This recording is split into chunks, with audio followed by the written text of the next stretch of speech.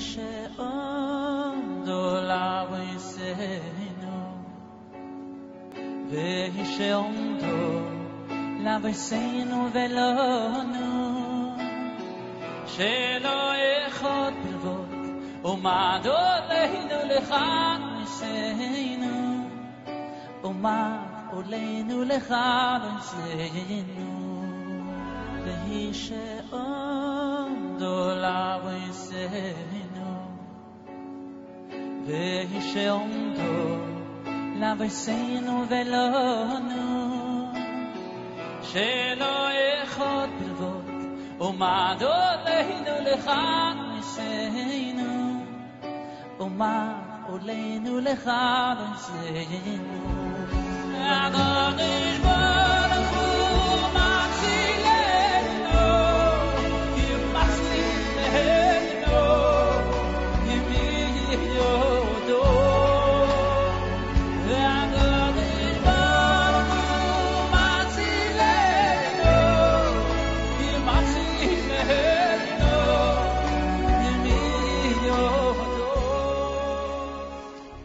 Birshot Morav et Rabotai, avec les permis de Hachem, je vous souhaite à vous tous une bonne fête de Hanouka et que Hachem il vous protège, vous donne à vous tous bracha v'atzlacha, la santé.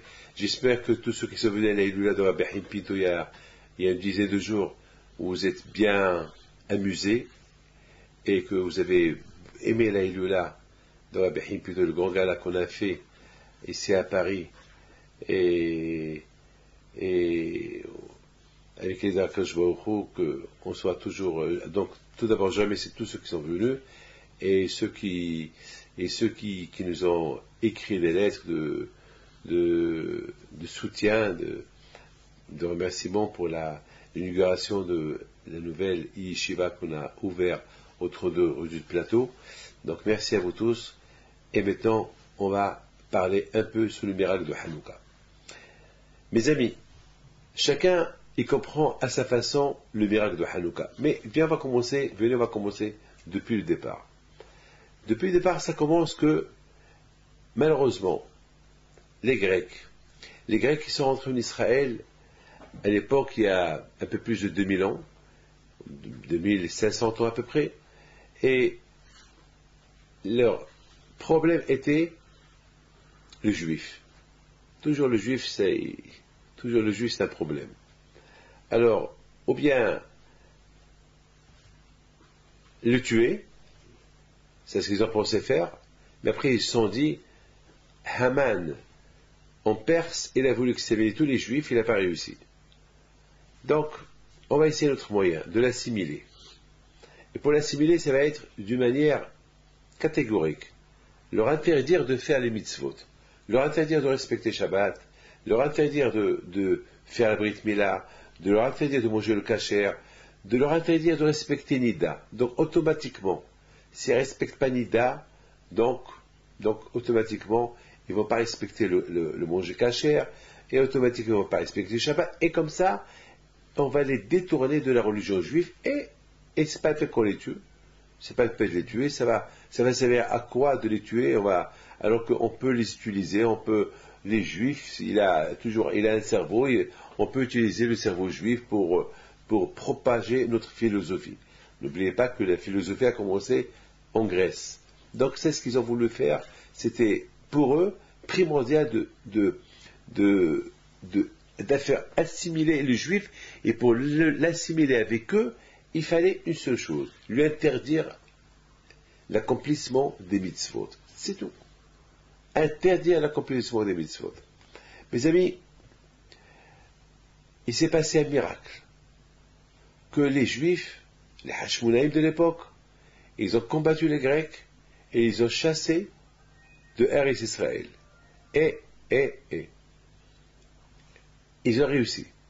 Comme on dit dans la prière le matin, qu'une poignée de Hashmonaïm qu'ils ont réussi à faire chasser l'occupant.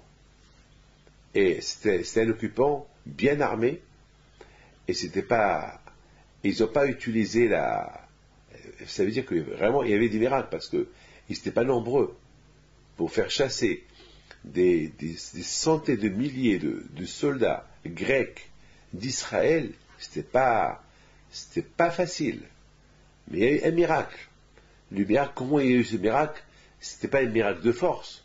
Parce que, d'après la nature, 5 ou 6 ou même 100 personnes, ils peuvent pas. Parce qu'à l'époque, il n'y avait pas des bombardements, il n'y avait pas des obus qu'avec une bombe, on peut tuer 100 000 personnes. À l'époque, il n'y avait que l'épée. Avec une épée, tu fais la guerre contre un, mais si c'est 40 qui vient contre toi, et toi avec une épée, c'est pas possible. Donc le miracle était énorme. Je comprends très bien quelqu'un qui a une mitraillette, il y a 40 soldats qui viennent vers lui, avec sa mitraillette, il peut les éliminer tous. Mais à l'époque, il n'y avait pas des mitraillettes, il n'y avait pas des tanks, il n'y avait pas des missiles, il n'y avait pas des avions, il n'y avait pas l'armée de l'air, il n'y avait rien du tout. Donc ils étaient une poignée de soldats avec des épées, c'est tout.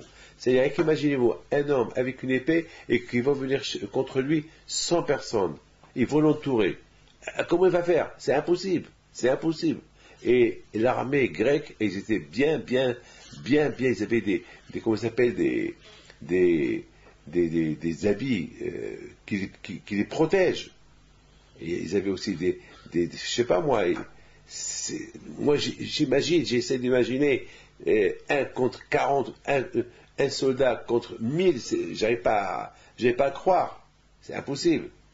Beaucoup des fois, j'imagine comment ça s'appelle, vous savez très bien que les lions, ils sont des combattants, hein, des vrais combattants, mais s'il y a 100, si par exemple s'il y a, je sais pas moi, 100 zèbres qui viennent vers lui, c'est bien, le lion, il peut combattre une zèbre, ça va, un cheval, mais si elles sont 200, comment il va faire? C'est impossible. Il vient tous en face de lui, il va se sauver. Donc, c'est impossible. C'est là où il y avait le miracle. Comment il s'est fait ce miracle? Je ne comprends pas. J'essaie de ne pas comprendre parce que c'est un miracle qu'on ne comprend pas. Une nature, on la comprend. Un miracle, on ne la comprend pas. Et je vous pose une question. Vous pouvez imaginer un jour en plein soleil, que la météo annonce que le ciel est clair pour une semaine. Lorsque aujourd'hui la météo, si elle dit que le ciel est clair pendant une semaine, c'est que par les satellites, ils voient que vraiment le ciel est clair. Et même s'il y a des nuages, qu'on peut les voir par la satellite, ils voient que les nuages sont très très loin. Mais il y a une chose que la météo ne peut pas comprendre, les choses de Dieu. Qu'est-ce que Dieu peut faire? Il peut apporter un vent. Parce que la météo, eux, ils voient, d'après leur télescope, ils voient ce qu'ils voient. Mais ils ne peuvent pas prévoir les choses qui sont au-delà de la nature. Et c'est quoi au-delà de la nature? Au-delà de la nature, c'est quoi Kadosh Baruch Hu? Il peut créer un vent, alors que la météo ne voit pas de vent. La météo, il voit uniquement le ciel est clair pendant une semaine, et que les nuages sont très très loin, et que le monde est complètement calme. Mais Hachem peut faire des choses, lesquelles? Il peut créer un vent il va venir de nulle part, et ce vent-là va pousser les nuages, et en 2-3 heures, il peut avoir là où le soleil devait être clair, là où la terre elle devait être claire, là où la ville elle devait être claire, sans nuage pendant une semaine, soudain il peut avoir là-bas un déluge. Ben, c'est ça Hachem. Hachem, c'est lui le propriétaire. Hachem, c'est lui qui commande la nature. C'est la nature, c'est Akadosh Baruch Hu. Il y a beaucoup des fois, on dit que celui qui croit à la nature, il y aura toujours des déceptions. Parce que la nature, elle va le décevoir. Et celui qui croit au-delà de la nature, il sera un homme heureux. Il y a beaucoup de gens qui disent, moi je crois ce que je vois. Alors quand je vous dis, tu crois ce que tu vois? Alors tu dépends de la nature. Alors on va voir si la nature elle va t'aider. On va voir qu'est-ce que la nature elle peut faire toi. Parce que n'oubliez pas, il y a des gens qui sont en bonne santé, ils peuvent attraper une maladie en 24 heures, en 1 heure. Moi j'étais en train de parler avec quelqu'un au téléphone. Je parlais avec quelqu'un au téléphone. Et il était en bonne et parfaite santé. 10 minutes plus tard, j'ai reçu un coup de téléphone de sa femme. Elle était en pleurs. Madame, qu'est-ce qui se passe? Mon mari, il a une crise cardiaque, il est mort.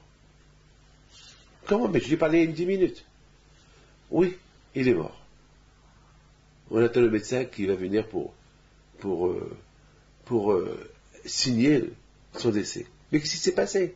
Et justement, il a fait des analyses il y a une semaine, il était chez son cardiologue, c'est un monsieur qui n'est pas stressé, qui n'a rien du tout, et en 10 minutes. Il y a des choses qu'on ne comprend pas. Nous, il y a des gens qui disent, un homme qui est en bonne santé, il est en bonne santé. C'est pas vrai. C'est vrai, un homme qui est en bonne santé, il est en bonne santé. Mais il y a des choses, il y a ce qu'on appelle l'imprévu. L'imprévu, on ne sait pas. C'est Hachem, il y a Akadosh Baruch Hu, c'est le propriétaire, c'est le Baal Habayit. Eh bien justement, on ne peut pas comprendre ce miracle de Hanouka. Comment? C'est ce qu'on fait dans la prière. Masarta giborim be'ed halashim, verapim be'ed me'atim. Hachem, comment on peut pas, on n'a pas de mots de te dire merci parce que tu as donné, tu as fait une défaite aux centaines de milliers de soldats qui sont tombés entre une poignée, un peu de soldats. Comment ils ont fait? C'est toi, Hachem. Et Rabbim biyad me'atim, Risha'im biyad tzadikim, des Risha'im entre les mains de tzadikim, tu as donné Risha'im entre les mains de tzadikim, des impurs entre les mains des purs.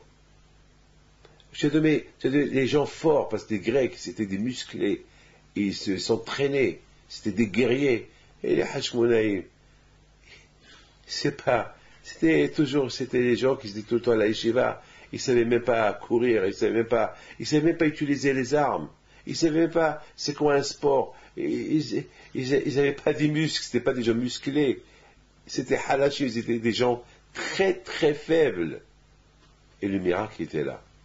Donc écoutez très bien, donc, a priori, on aurait pu déclarer le miracle de la guerre. Donc les Juifs, ils auraient dû crier victoire et déclarer victoire parce qu'ils ont gagné la guerre. Et ils ont gagné la guerre. Ils devaient aujourd'hui, lorsqu'il y a une victoire contre l'ennemi, eh ben, les soldats victorieux, ils fêtent, ils se saoulent, ils prennent des femmes, ils font ce qu'ils veulent. C'est la joie.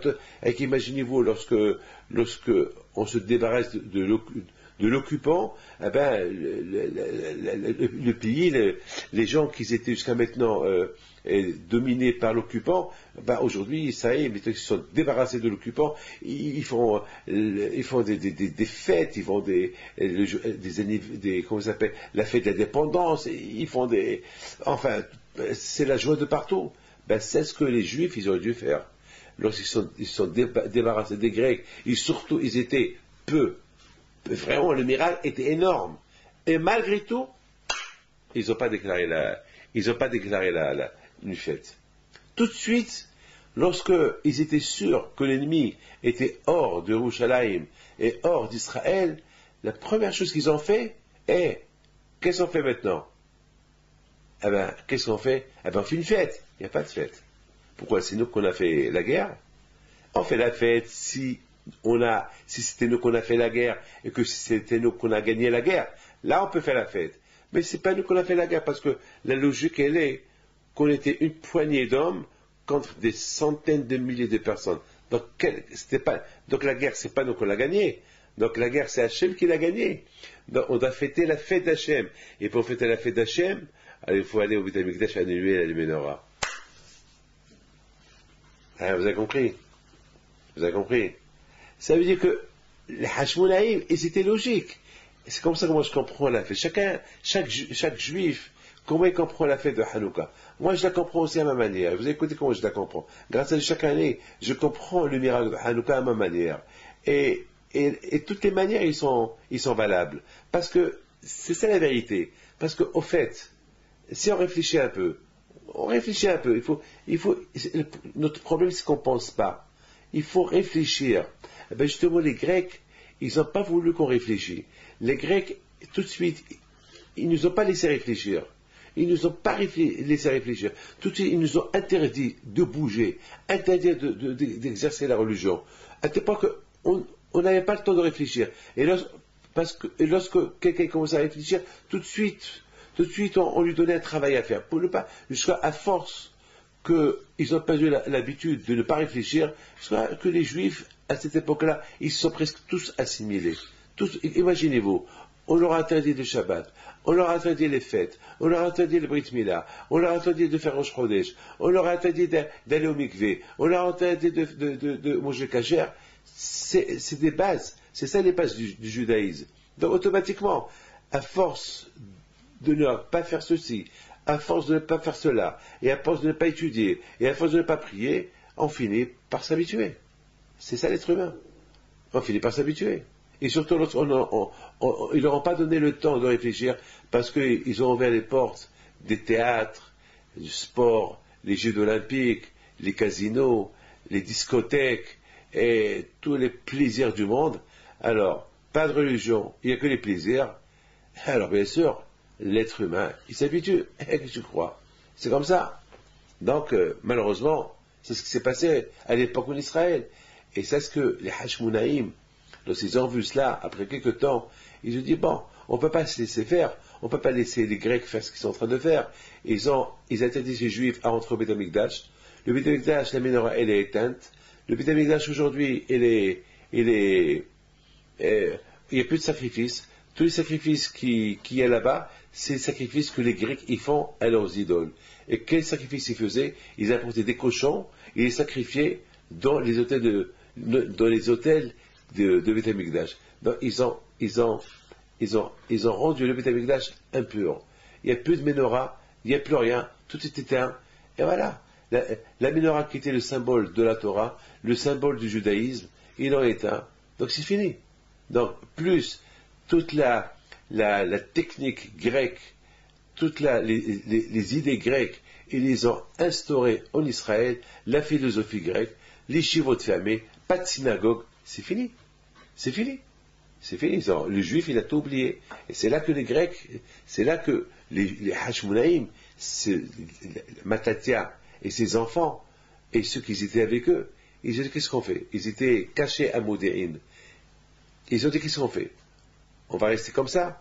On va se laisser faire. On va pas faire quelque chose. Sinon c'est fini. Nous on va mourir. C'est fini pour le judaïsme. Nous qu'on a encore, on est encore cachés. Les Grecs ne nous ont pas trouvés parce que le grec, chaque fois qu'ils entendaient qu'il y a des Juifs cachés dans les montagnes ou quelque part et qui faisaient les mitzvot, ils envahissaient la mitzvot et les tuaient. Ça veut dire que vraiment les Juifs, dans toute Eretz Israël, ils faisaient plus rien. Ils avaient peur les pauvres. Hachem au départ, il a tout fait il leur a fait des miracles. Mais les Grecs, ils ont suivi les Juifs, ils ont fait comme on réussit à l'époque le KGB, ils ont fait des espions qui espionnaient. Qu'est-ce que les Juifs ils font? Est-ce qu'ils vont à la synagogue? Est-ce qu'ils font les mitzvot? Est-ce qu'il y a... Et malheureusement, il y avait beaucoup des espions juifs. Beaucoup des Juifs qui sont devenus espions, qui espionnaient leurs propres frères. Ils voyaient s'il y avait un frère, un Juif qui faisait les mitzvot, tout ça ils le rapportaient aux Grecs, et les Grecs se débarrassaient de ce Juif-là. Voilà, Rabotai, mes amis, où le Juif est arrivé, à quel niveau il est arrivé à l'époque, à cette époque-là, des Hashmonaïm, il y a un peu plus de 2000 ans. Voilà où on est arrivé. Et bien sûr, la guerre, comme je vous ai expliqué, il y a eu cette guerre, cette guerre qui ne devait pas avoir lieu, parce que vraiment, il faut être fou pour déclarer une guerre. Il faut être vraiment fou. Que quelques personnes déclarent une guerre à une armée. Il faut vraiment être fou. Je vous ai expliqué tout à l'heure que s'ils avaient des bombes atomiques, bien sûr, un terroriste avec une bombe atomique, il peut l'exploser, il peut s'exploser avec dans une ville où il y a 1 million de personnes et tout le monde va mourir. Ça dépend quelle catégorie de bombe atomique. Il y a aujourd'hui des bombes atomiques qui peuvent faire des désastres. Mais à l'époque, il n'y avait pas des bombes atomiques, il n'y avait rien du tout. À l'époque, il n'y avait que des épées. Les épées et des lances. Alors tu as une lance. Alors tu vas lancer ta lance. Alors, combien tu vas tuer? 2 personnes, si tu es fort.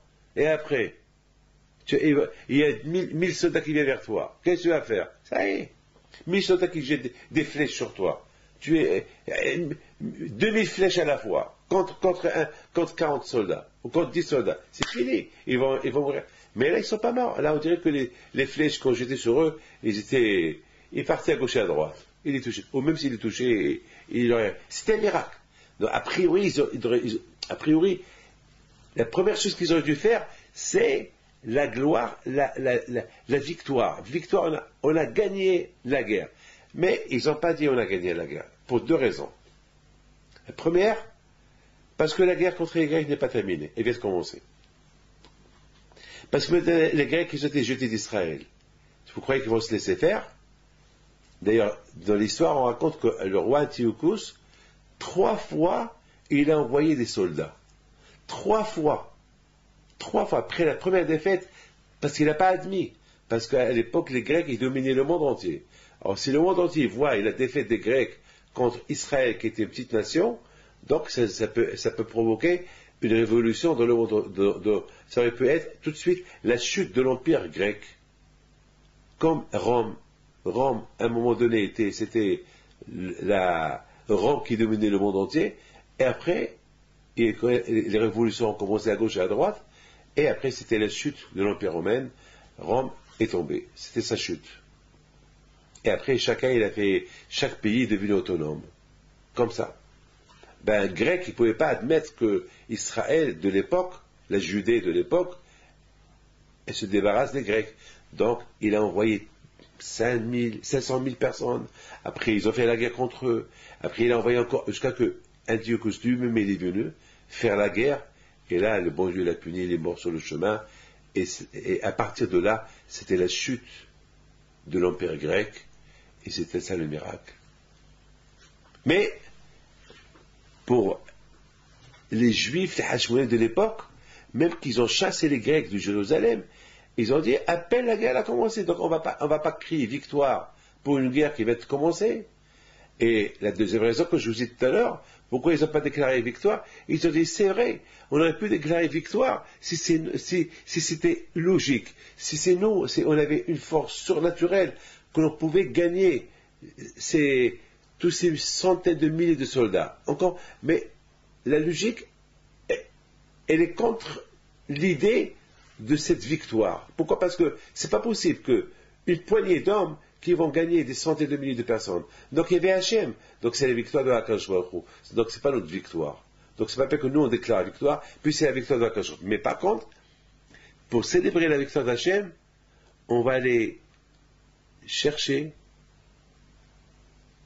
au Beit HaMikdash une fiole d'huile pour l'allumer et arranger et faites un peu de travail, un peu de réparer un peu tous les dégâts que les Grecs ont causés dans le Beit HaMikdash. Démolir toute l'idolâtrie qu'il y avait là-bas, se débarrasser de tous ces cochons qui étaient dans le Beit HaMikdash et commencer à nettoyer, purifier le Beit HaMikdash. Et c'est la raison pourquoi la première chose qu'ils ont fait, ils se sont partagés. Une partie ont commencé à débarrasser, à balayer, à réparer le Beit HaMikdash, parce que ça a pris quand même 8 jours de réparation. Et l'autre partie, ils cherchaient de l'huile. Et entre-temps, comme dit le Hatam Sofer, ils ont allumé l'huile, la Hanouka, dans la cour de Beit HaMikdash. Pas dans le Beit HaMikdash lui-même. Parce que dans le Beit HaMikdash lui-même, il y avait l'Abod Zara, il y avait l'idolâtrie. Donc, ils ont allumé la Hanouka dans la cour de Beit HaMikdash. Et c'était un grand miracle. Parce que dans la cour, il y a le courant d'air. Et c'est en plein hiver. Et parfois en Israël, il neige, il pleut. Et le miracle était que la Hanouka, pendant 8 jours, elle était allumée dans les cours de Beit HaMikdash et elle n'a pas été éteinte. Allumée, allez-y en Israël, à Jérusalem, et allumez le menorah et mettez-la dans la rue. S'il pleut, elle va s'éteindre. Et là, il y a eu un miracle. Et c'est pas éteint. Donc, d'après cela, on répond à la question de Beth Yosef. Parce que Beth Yosef, il pose une question. Le Beth Yosef, il pose une très belle question. Il dit, je ne comprends pas. Combien de jours c'était le miracle? 7 jours ou 8 jours? Alors, tous on dit 8 jours. Parce qu'on allume. Alors, la question, il se pose. Il dit, le Beth Yosef pose une belle question. Il dit, a priori, le miracle, c'était combien? C'était que 7 jours, pas 8 jours. Pourquoi? Parce que pour le premier jour, il y avait déjà l'huile. Ils ont trouvé une petite fiole d'huile. Voilà. Une petite fiole d'huile qui pouvait durer 1 jour. Donc, elle est restée allumée 7 jours. Donc, le miracle, c'était que 7 jours. Parce que pour le premier jour, il y avait l'huile. Donc, pourquoi on allume 8 jours? Pourquoi on dit que le miracle était 8 jours? Alors, il y a beaucoup de réponses. Il y a ceux qui disent le fait déjà qu'on l'a trouvé, c'est un miracle. Alors, c'est pour ça qu'on allume 8 jours. Donc, on calcule aussi le premier jour qu'on l'a trouvé. Parce qu'il n'y avait qu'une petite fiole. Parce que toutes les fioles d'huile, ils étaient ouvertes, ils étaient impurs. Donc, voilà, ça c'est le premier miracle. Chacun il donne une réponse. Mais d'après le Hatam Sofer, la réponse elle est belle. Pourquoi? Parce que même le premier jour c'était un miracle. C'est vrai que la durée de... C'est vrai que l'huile qu'ils ont trouvé, c'était uniquement pour 24 heures, mais le fait déjà que ces 24 heures-là, c'était allumé dans la cour, il y avait des courants d'air, il y avait beaucoup de vents, il y avait beaucoup de pluies, et il ne s'est pas éteint. Donc c'est un miracle, quand même. C'est pas logique. Donc c'est la raison pourquoi on fait 8 jours de Hanouka. Parce que 8 jours de Hanouka, parce qu'on a trouvé l'huile, parce qu'elle est restée allumée 8 jours, et parce aussi les courants d'air ne l'ont pas éteint. Il y a aussi ceux qui disent une autre réponse. Je l'ai vu dans un livre. Je ne me rappelle pas qui donne cette réponse, et qui dit qu'ils ont partagé l'huile pour 8 jours. Donc c'est un grand miracle. Donc l'huile, il devait durer qu'une demi-heure, et l'huile, il est resté 24 heures. Ils ont partagé l'huile pour 8 jours. Donc ça veut dire, pour 8 jours, ça veut dire le temps qu'ils fabriquent l'huile normale. Donc c'est un miracle. Au lieu que ça reste une demi-heure allumée, elle est restée 24 heures allumée. C'est un grand miracle. Comme c'est répondre. Bon, je ne vais pas rentrer dans les détails, c'est pas ça mon... Donc les Juifs, ils ont commencé à... La première chose qu'ils ont fait, ils ont cherché l'huile pour allumer la Hanouka. C'est ça la victoire. Pour eux, la victoire qu'ils ont chassé l'ennemi d'Israël, c'est pas la victoire militaire. Pour eux, parce que cette victoire militaire, comme je vous ai dit, c'est pas une victoire militaire. Primo, parce que la guerre n'est pas encore terminée, elle vient de commencer. Donc on ne va pas crier victoire avant qu'on ait terminé la guerre, parce que les Grecs vont encore revenir. Deuxièmement, ils ont compris que la guerre, c'est pas eux qui l'ont fait, c'est Dieu qui l'a fait. Donc c'est pas à eux de crier victoire. C'est pas eux. Donc c'est, par exemple, quelqu'un qui gagne au loto. C'est la victoire à qui? Dites-moi. Ah, c'est moi qui ai gagné le loto. Tout l'argent que tout le monde a mis dans la caisse, c'est moi qui les ai gagnés. C'est ça. C'est la victoire, c'est pas vrai. C'est la victoire. C'est Hachem qui a voulu que tu gagnes. Donc c'est la victoire d'Hachem. C'est Hachem qui a voulu que tu gagnes. Alors ne sois pas un radin. C'est pas possible de devenir riche. Tu veux faire de cet argent-là ce que tu veux. C'est mon argent. C'est pas vrai, c'est pas ton argent. Ça aurait pu être l'argent de Pierre, ou de Paul, ou de David. Ou bon, moi je ne joue pas au loto. Pas moi. Une fois. Je raconte ça. Lorsque j'étais jeune, et j'ai rêvé. J'ai vu les gens, une fois, j'étais de passage à Lyon, et j'ai vu dans le journal quelqu'un qui avait gagné une grosse somme d'argent. Et j'ai commencé à m'intéresser combien ça coûte. Et à l'époque, je crois que ça coûtait 7 francs, ou 3 francs, je me rappelle, ou 1 franc, je me rappelle pas. Et j'ai vu qu'on pouvait faire 7 numéros, ou 8 numéros, 6 numéros avec le complémentaire. Je crois que j'avais 28 ans, je crois. Je n'étais pas encore marié. Et je sais pas, et je rêvais d'être riche et d'avoir des yeshivot. Je vais voir une yeshiva ici, une yeshiva là, et je vais voir une yeshiva ici, et je vais aider les pauvres, je vais des rêves. Mais pour réaliser ces rêves, je vais gagner le loto en France, après je vais acheter notre loto en Allemagne, et je vais gagner partout. Et je vais être milliardaire, je rêvais. Je vais être milliardaire parce que je vais gagner des milliards. Pourquoi? Parce que je vais acheter en Amérique. En Amérique, ça gagne 100 millions. Et là, ça gagne.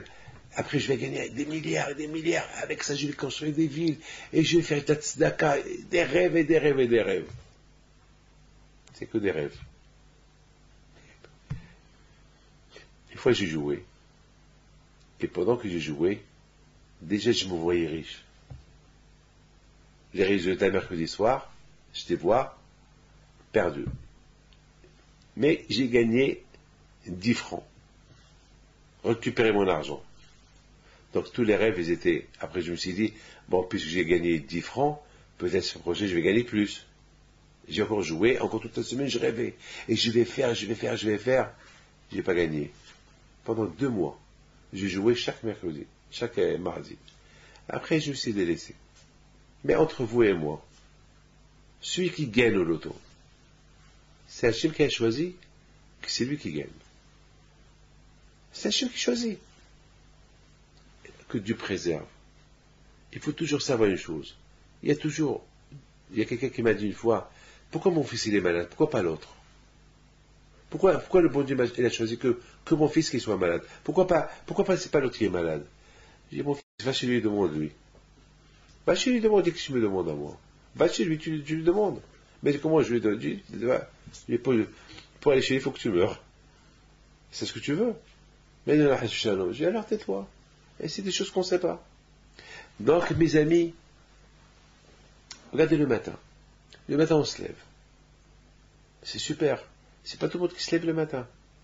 Ce matin, on se lève, on est en bonne santé. On voit. C'est pas tout le monde qui voit. Il y a beaucoup des aveugles que le matin, ils ne voient plus. Le matin, on marche. C'est vrai. C'est pas tout le monde qui se lève le matin qui marche. Il y a beaucoup de gens qui, le matin, ils sont paralysés. Il y a des gens le matin. Il y a beaucoup de frères. Le matin, on se lève, on entend. C'est pas vrai. Il y a beaucoup de gens qui se lèvent le matin qui n'entendent plus. Eh oui, c'est ça. C'est ça. Il y a des gens le matin, tout le monde, le matin, il va travailler. Mais c'est pas tout le monde qui arrive au travail. Il y a ceux qui vont faire des accidents. Ils vont finir leur vie sur la route. Alors, dis-toi merci. Pour chaque chose. C'est pas de l'acquis. C'est pas de l'acquis. Tout vient de Akadosh Baruch Hu. Donc, pour chaque victoire, pour chaque chose qu'on a, c'est pas de l'acquis. C'est pas parce que on l'a fabriqué, parce qu'on la mérite. C'est Hachem qui t'a donné. Chaque chose que tu as, chaque seconde que tu respires, c'est un merci à Akadosh Baruch Hu. Parce qu'il y a des gens qui s'étouffent et qui meurent. Comme une personne la semaine dernière, elle mangeait des pépites. Un enfant de 3 ans. Il faut beaucoup faire attention avec les pépites. Ces pépites-là qu'on mange en Israël, qu'on achète en Algérie, au Maroc et en Tunisie, qu'on mange beaucoup des pépites. C'est vrai, ils sont bonnes. Pour les fumeurs, ils les mangent beaucoup le Shabbat. Il faut faire attention avec les enfants. Parce qu'un enfant, il a une pépite, il a mal avalé, il s'est étouffé, il est mort. Que Dieu préserve. Il est mort. Il y a eu beaucoup de décès comme ça, avec des trucs mal, qu'on a mal. Vous savez, comment ça s'appelle, lorsque ils avaient détourné un avion à Entebbe, je pense, à l'époque d'Adda, en Uganda.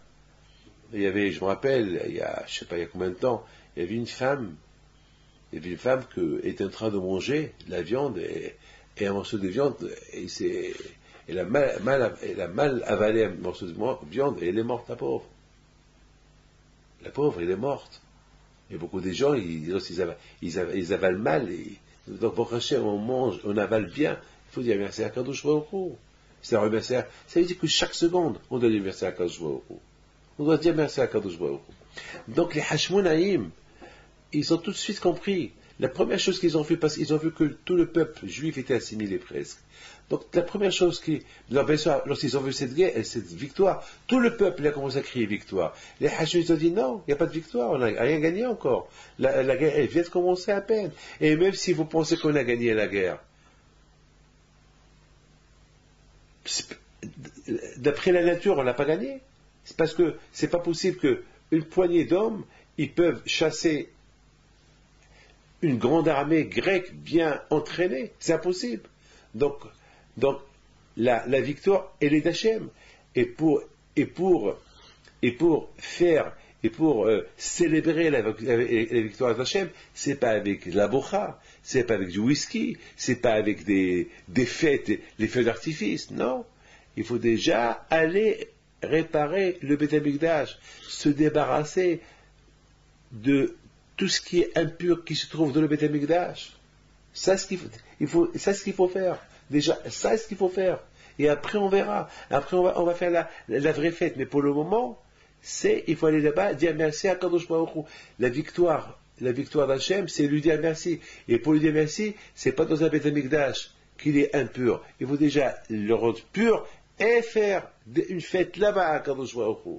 Parce que c'est pas notre fête, c'est sa fête à lui. C'est la fête d'Hachem. Et ça, ce qu'ils ont fait. Et le peuple juif a compris le message. Et c'est ce qu'ils ont fait. Ils ont cherché, ils ont trouvé une petite fiole. Ils l'ont allumée. Et le miracle était énorme. Que cette fiole-là, elle a duré. Maintenant, j'ai une question à vous poser. C'est une question que j'ai posée. Comment vous comprenez les Hashmonaïm, ils trouvent une fiole, d'accord, ils l'ont trouvée, ils sont éclatés de joie, allez, on a trouvé une fiole, elle est fermée, on va l'allumer. Mais d'accord, ils vont l'allumer. Mais la déception, il va y avoir la déception demain, parce que cette fiole-là, c'est que pour 24 heures. Eux, ils ne savaient pas encore qu'il allait y avoir le miracle. Ils ne savaient pas que cette fiole, le bon Dieu la laissé allumer 8 jours. Donc pour eux, c'était une fiole qui va durer 24 heures. Donc comment on peut déclarer victoire et s'éclater de joie pour une fiole qui va rester allumée que 24 heures. Et après 24 heures, elle va s'éteindre. Et si elle s'éteint, jusqu'à qu'ils vont faire d'autres huiles propres, ça va durer encore 7 jours. Donc la déception, elle est là. C'est vrai, et on l'a trouvé, mais c'est pas ça. Donc, ça, c'est ce que j'ai pas compris. C'était quoi le message de cette joie-là? Vous avez compris? C'est quoi le message? Parce que pour moi, une joie, c'est une joie complète. Mais c'est une joie de 24 heures. C'est où la joie? Donc, je ne comprends pas. Où est la joie? La joie de 24 heures? Je ne comprends pas. Pour moi, une joie durable, oui, mais une joie de 24 heures. Et après 24 heures, la menorah va s'éteindre. C'est vrai, il y a eu le miracle. Mais maintenant, lorsqu'ils se sont éclatés de joie, c'était quoi? C'était une joie qui n'allait durer que 24 heures, et après 24 heures. Donc, j'ai pas compris. Alors, où est le message? Moi, je pense que lorsqu'on lance un message qu'il a un début et une fin. Mais pas un message qu'il a un début, et après, il y a une déception dans ce message-là. C'est comme si je disais à quelqu'un, tu sais que tu es malade, gravement malade, mais tu vas guérir pour 24 heures et après tu vas mourir. C'est quoi ça? C'est vrai, il y a la joie qui va guérir pendant 24 heures et après, après tu vas mourir. Où est la joie? Vous savez, mes amis,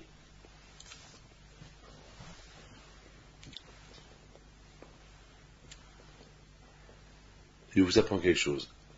Tout le problème à nous aujourd'hui, on n'est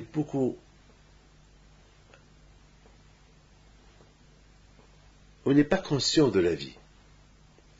Notre problème aujourd'hui, c'est la peur de demain. On travaille pour faire de l'argent. On a fait de l'argent. Ouais, mais il faut l'argent. Mais tu as de quoi vivre 50 ans. C'est pas assez. Tu as de quoi vivre 200 ans. C'est pas assez. Il y a toujours la peur, la crainte. Un juif, il doit toujours vivre pour aujourd'hui. Qu'il oublie demain. Dvar yom biyomo. Si l'homme, il pense à demain, alors, les pensées, ils vont toujours... L'homme va toujours être triste. Parce que jamais il sera satisfait. Je vais m'expliquer. Lorsque les Juifs étaient pendant 40 ans dans le désert, après la sortie de l'Égypte, Hachem leur a donné la manne. Ils ont mangé la manne pendant 40 ans. Quelle est la raison? Mais, chaque jour, la manne disparaissait. Ils descendaient, les Juifs ils prenaient la manne, ils mangeaient, et après, une fois ils avaient pour le jour, ils n'avaient pas le droit de prendre pour demain. Et surtout, ils n'avaient pas le droit de faire des économies, de prendre pour une semaine.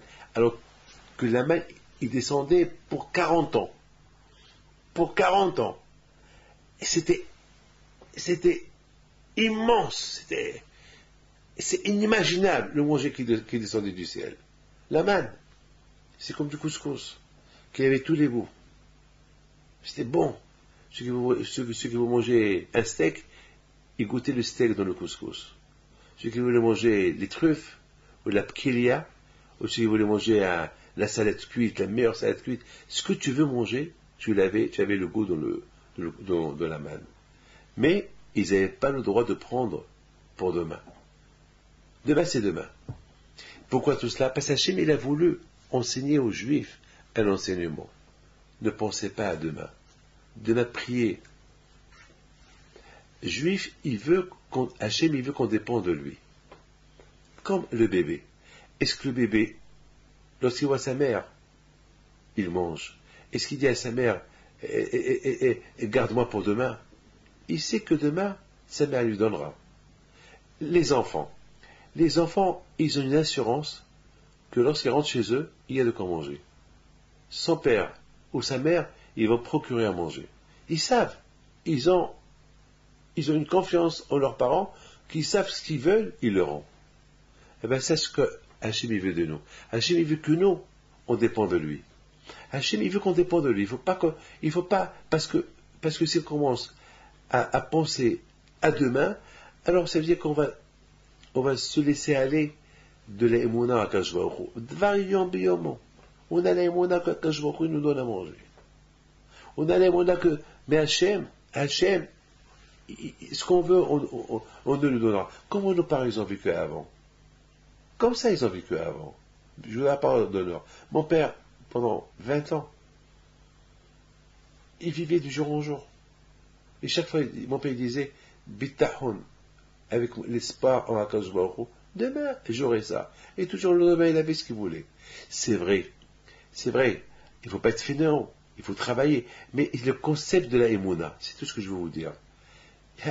Si vous travaillez, vous gagnez aujourd'hui de l'argent pour 1000 ans, ben, tant mieux pour vous. Mais il ne faut pas que ça soit, il faut que je travaille, il faut que j'ai de l'argent pour demain. Attends, travaille aujourd'hui. Demain, Dieu est grand. Demain, Dieu est grand. Qui peut nous garantir la vie pour demain? Est-ce que moi, j'ai une garantie? Bien sûr, on se souhaite une longue vie. On prie pour une longue vie. Mais est-ce que quelqu'un, de tous ceux qui m'écoutent, ils ont une garantie pour demain? Aucun. Qui sait? Personne ne sait.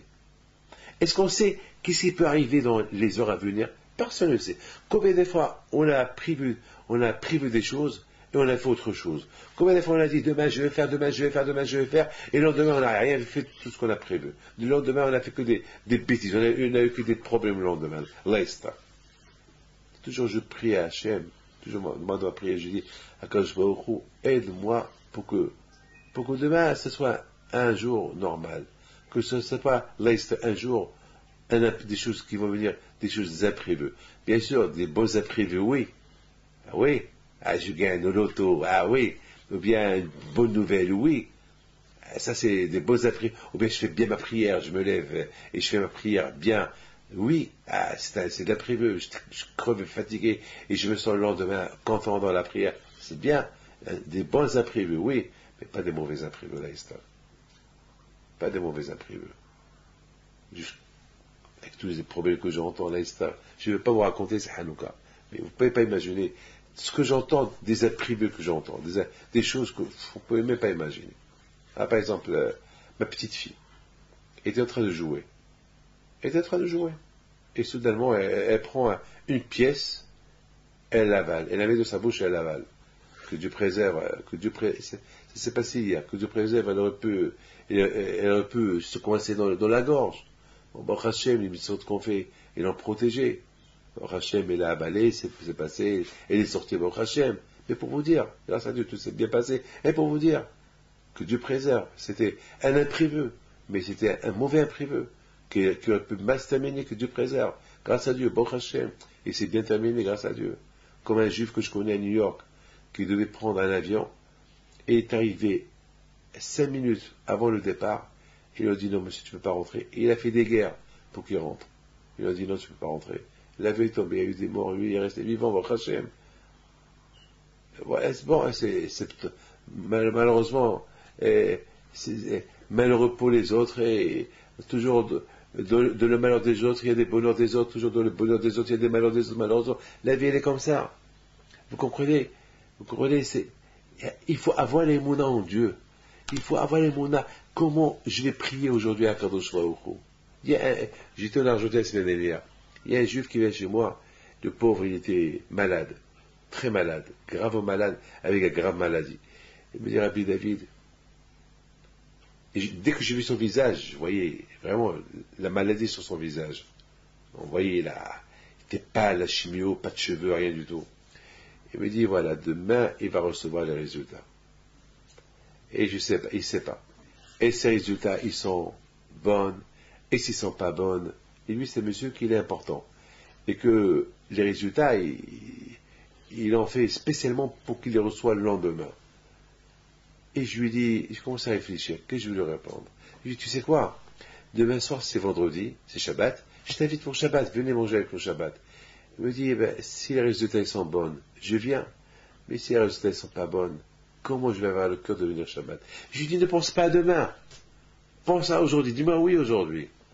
Maintenant, sois positif, ne sois pas négatif. Dis oui. Dis, ben, Hachem, je viens. Eh bien, Hachem, il y aura une bonne nouvelle. Ne pense pas à demain, pense à aujourd'hui. Si tu penses à demain, donc tu vas rester malheureux, tu ne vas même pas prier, tu vas penser que des mauvaises choses. Non, dis oui, dis-moi oui, tu viendras pour passer avec le Shabbat. Eh bien, Hachem, il y aura de bonnes nouvelles. Pense comme ça. Ne pense pas négatif. Pourquoi tu penses négatif? J'attends les résultats. Qu'est-ce que tu attends? 2 méthodes, c'est bon. C'est devant. Il faut penser comme ça. Ça veut dire quoi?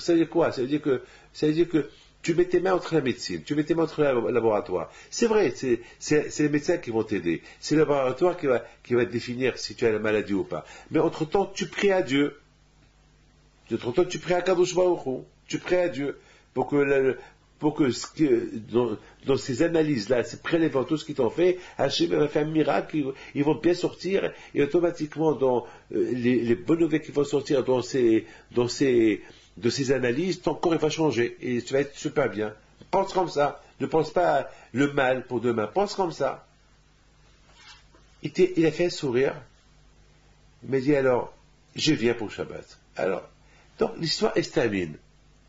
Arrive Shabbat, il y avait des centaines de personnes autour pour faire Shabbaton. Le Shabbat, c'est passé ce Shabbat-là en Argentine, à Buenos Aires, et de loin, je le vois. J'ai dit, je le vois de loin, toujours pâle, toujours le même, et je le salue de loin. Il me fait un grand sourire. Alors, je lui dis, viens. Il vient vers moi. J'ai alors, il m'a dit, j'ai reçu les analyses ce soir, ils sont super bien. Il n'y a que 10%, les 90% de la maladie est partie. Donc on m'a donné un petit traitement à faire, c'est fini. Voilà mes amis. Il faut penser à aujourd'hui, ne pensez pas à demain. Parce que si on pense à demain, on va laisser le bon Dieu de côté. Parce qu'on n'a même pas le temps pour penser au bon Dieu. On va penser qu'à demain, travail, et à quand je le met de côté. Mais pense à aujourd'hui. Qu'est-ce qu'il y a aujourd'hui? Il y a les 3 prières. Voilà. On inclut les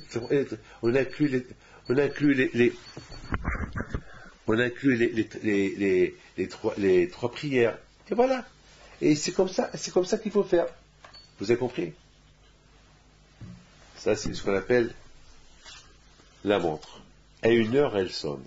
Chaque jour, à 1 heure, elle sonne. Si je la mets à 2 heures, elle sonne à 2 heures. Si je la mets à 4 heures, elle sonne à 4 heures. C'est moi qui la programme. C'est ce que je voulais vous montrer. Voilà, je l'ai éteint pour ne pas qu'elle me dérange. Et écoutez bien ce que je vais vous dire. Est-ce que nous, l'être humain, ne peut pas se programmer? On programme notre jour pour Akadosh Baruch Hu. On programme notre jour pour Akadosh Baruch Hu. Il ne faut pas laisser que la nature elle programme notre jour. Nous, on programme notre jour comment on va faire pour Akadosh Baruch Hu dans la journée. On programme notre jour pour aujourd'hui. Alors, mes amis, écoutez très bien. Le problème du monde, c'est on pense toujours à demain. Il y avait une fois, Rabbi Shua Ben Levi qui demande à il demande à Eliyahu Navi, quand Mashiach il va venir? Il lui a dit, eh ben, va chez Mashiach, tu lui demandes. Et Bishop Abeli, c'est un grand tzaddik. Il est parti à Rome. Il cherche Mashiach. Parce que Rome, il est à Mashiach. Mashiach, il est à Rome. Il se trouvait à Rome à l'époque. Mashiach, il est partout. Mais il est là, il est partout. Il est vivant, Mashiach. Il est partout, Mashiach. Il attend qu'on fait le Bot Teshuvah, il se déclare. Mais Mashiach, il est là. On ne sait pas où il est, mais il est là. Il va à Rome, il rencontre Mashiach. Il lui dit, Ematai Karatimo, quand tu vas venir? Il lui dit, aujourd'hui. Il n'a pas dit demain, aujourd'hui. Waouh! Bishop Abeli était super content. Et il a commencé à crier, Mashiach, Mashiach, Mashiach, Dan, Dan, Dan, Dan, Dan, Dan. Et il a commencé à crier. Et il rentre chez lui, en Eretz Israël. Et Mashiach n'est pas venu. Et un jour, il rencontre Eliyahu Navi. Il a dit, alors tu as vu Mashiach? Il a dit, je l'ai vu, mais c'est un menteur. C'est un menteur, Shalom.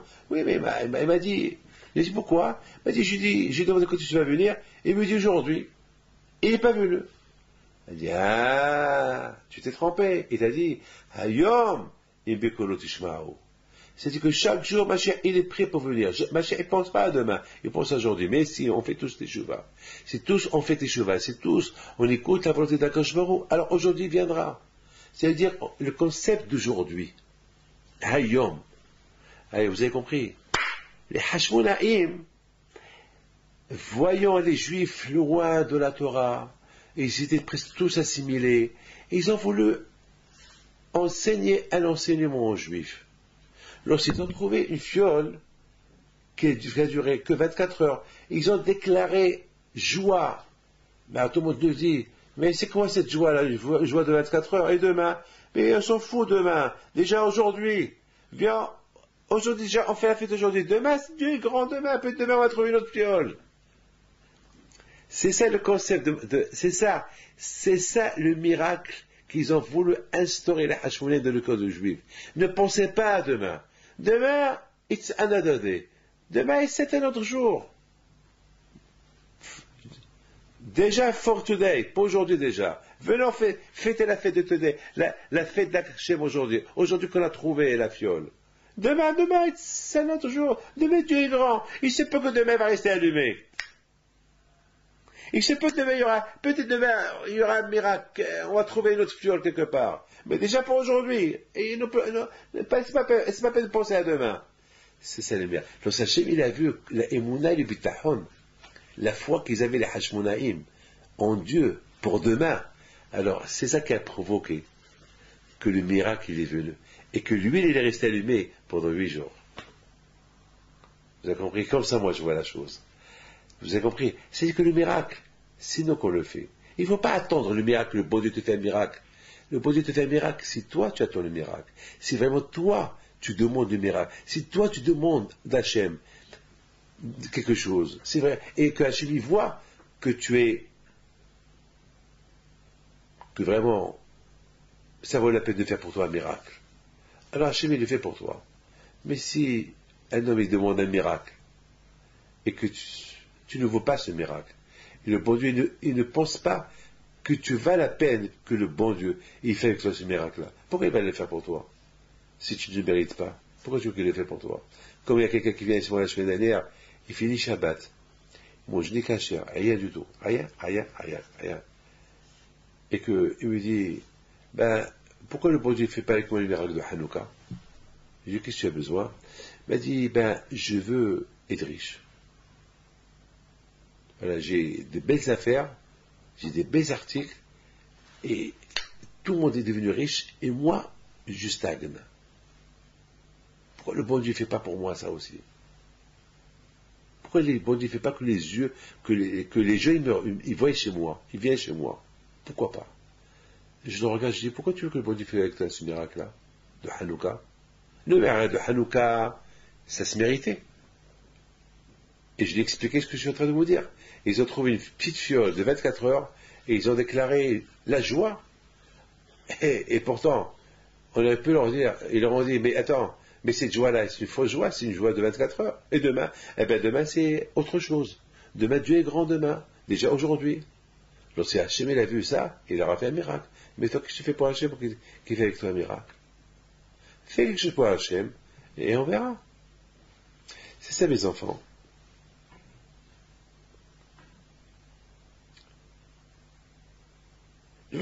Lorsque les Hashmonaïm, ils ont allumé la fiole, ils n'ont pas pensé à demain, ils ont pensé à aujourd'hui. Et lorsque le lendemain, ils l'ont vu encore allumer, alors ils n'ont pas dit, ah, peut-être il va rester encore allumé encore demain. Donc lorsque le deuxième jour, ils l'ont vu allumer, et ils étaient encore super contents pour Hachem, il est allumé, elle est allumée. Oh, Hachem nous a touché encore un autre jour. Ils n'ont pas pensé encore au troisième jour. Et ils sont contentés du deuxième jour qui est allumé. Et après, il a vu allumer 3 jours. Waouh! Hachem, il voit que les Juifs, ils agrandissaient leur émouna en lui de jour en jour. Alors, Akadosh Baruch Hu leur a laissé la menorah allumée 8 jours. Parce que finalement, c'est leur émouna qui faisait laisser la bougie allumée chaque jour. Ça veut dire qu'il faut provoquer le miracle. Et comment provoquer le miracle? Comment on est connecté à Akadosh Baruch Hu. C'est pour ça qu'ils disent Bithilel, Mosif Veoler. Lorsqu'on allume la Hanouka, aujourd'hui, il faut chaque jour allumer. Aujourd'hui, on allume une, après 2, 3, 4, 5, 6. Pourquoi? Pour augmenter la émouna. Il faut qu'on fait exactement comme je vais vous expliquer. Il faut qu'on vit l'époque des Hashmonaïm. Que les Hashmonaïm, ils vivaient de jour en jour. De jour en jour. Et c'est pour ça que nous aussi on doit vivre de jour en jour, de jour en jour, de jour en jour. Dimanche, lundi, mardi, mercredi, jeudi, vendredi, samedi. Et après dimanche, lundi, mardi, mercredi, jeudi. Après encore dimanche. Il faut pas... Je vais penser pour un mois, je vais penser pour un an. Il faut que je pense comment je... Bien sûr, tu peux prévoir comment tu veux prévoir. Mais surtout, moi je ne parle pas des affaires. Je parle de la émouna, la foi en Dieu. Ça veut dire, il ne faut pas que sur le compte de ma prière, sur le compte de l'étude de la Torah, sur le compte du temps que je consacre au bon Dieu, je vais l'investir dans des bêtises de demain et d'après-demain. Si je sais que ce soir, je vais rester réveillé tard et demain je ne vais pas me lever prier, c'est mieux d'aller dormir. C'est un peu de bêtises. Si je sais que si je reste réveillé tard, demain je ne veux pas étudier, va dormir et demain étudie. Mes amis, vous avez vu l'avion? Moi, si j'étais pas rabbin, j'aurais été pilote. J'adore les avions. J'adore comment l'avion il monte, comment il décolle, comment il atterrit. J'adore. Je vois la main de Dieu, un gros oiseau comme ça, qui monte, et des gens à l'intérieur, et qui... c'est la folie. Vous savez, j'ai fait un vol de Paris-Buenos Aires, 14 heures de vol presque. 14 heures de vol. 14 heures, c'est énorme, 14 heures. 14 heures de vol, c'est énorme. Tu vis dans un avion. Tu vois la main de Dieu, tu vois le ciel, la terre, la mer. Alors, regarde comment il décolle. Il décolle doucement, et après il prend la vitesse, et après il monte, il continue à monter, il monte, il n'a pas le droit de ralentir. S'il ralentit, il tombe. L'avion tombe. Il monte jusqu'à qu'il prend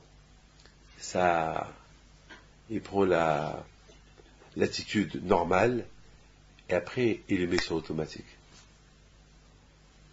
C'est ce qu'on doit faire nous aussi. Dans le service de Dieu, on va doucement, jusqu'à qu'on commence à s'élever, et après on s'élève, et après ça devient automatique. Et après ça y est, le corps, il devient apte pour faire toutes les mitzvot. Mais il faut aller doucement.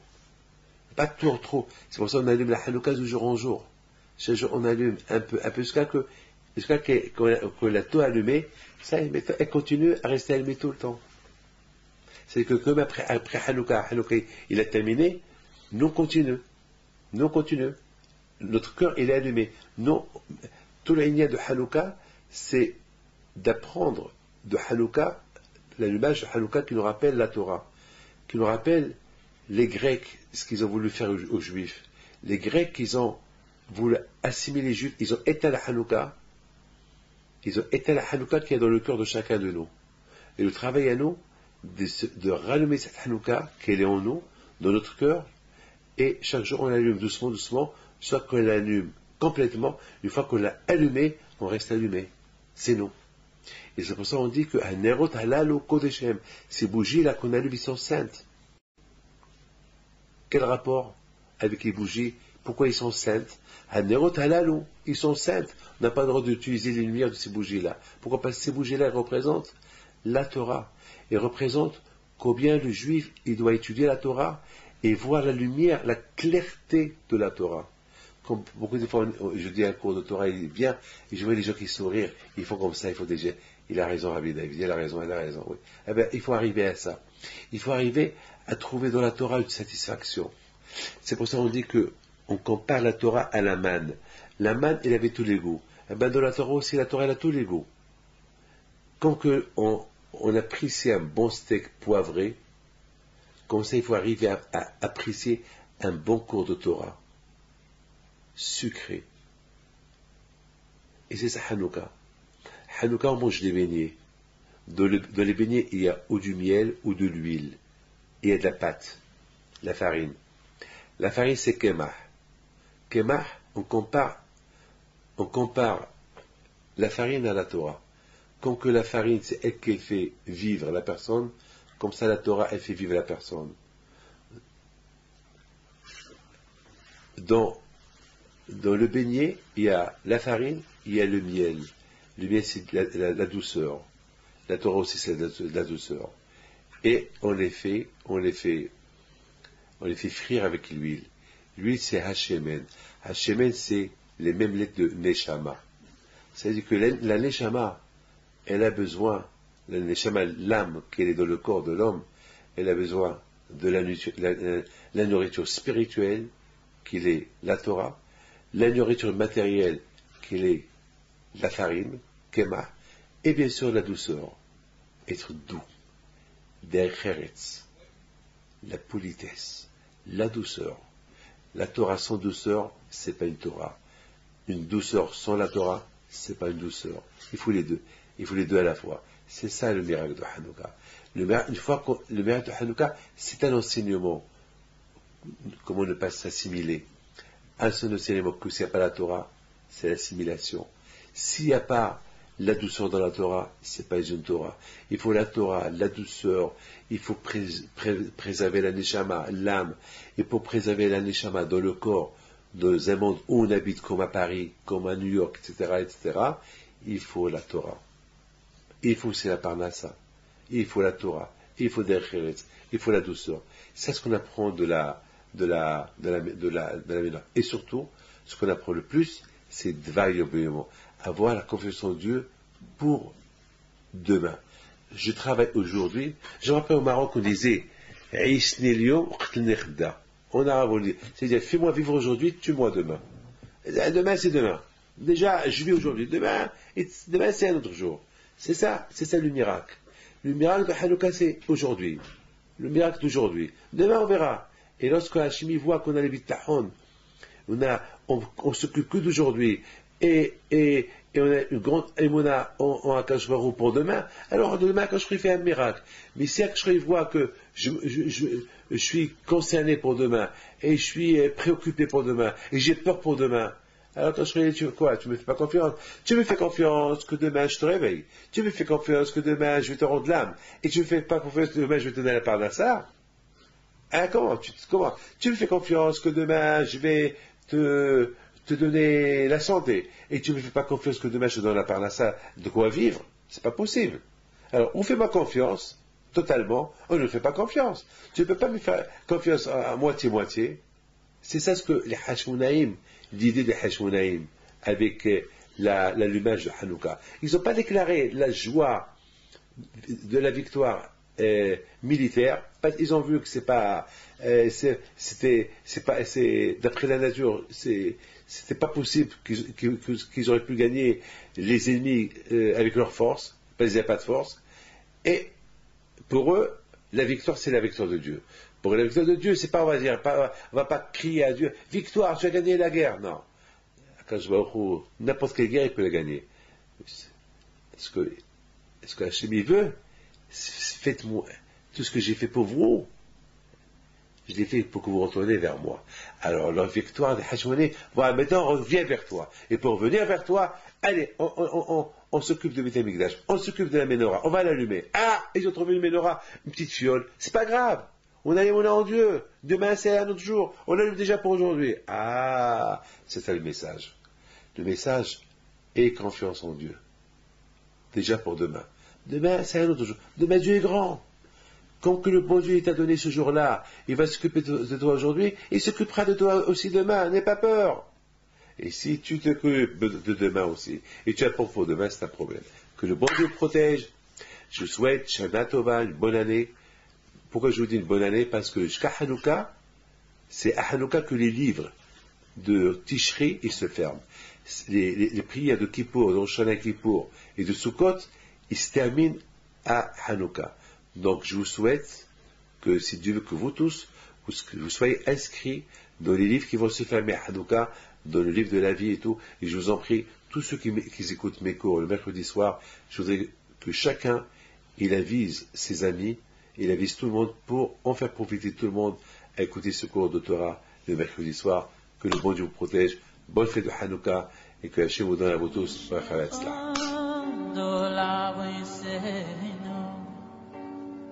והישעמדו לבסינו ולנו שלא אחד בלבד ומד עלינו לכאן ניסינו ומד עלינו לכאן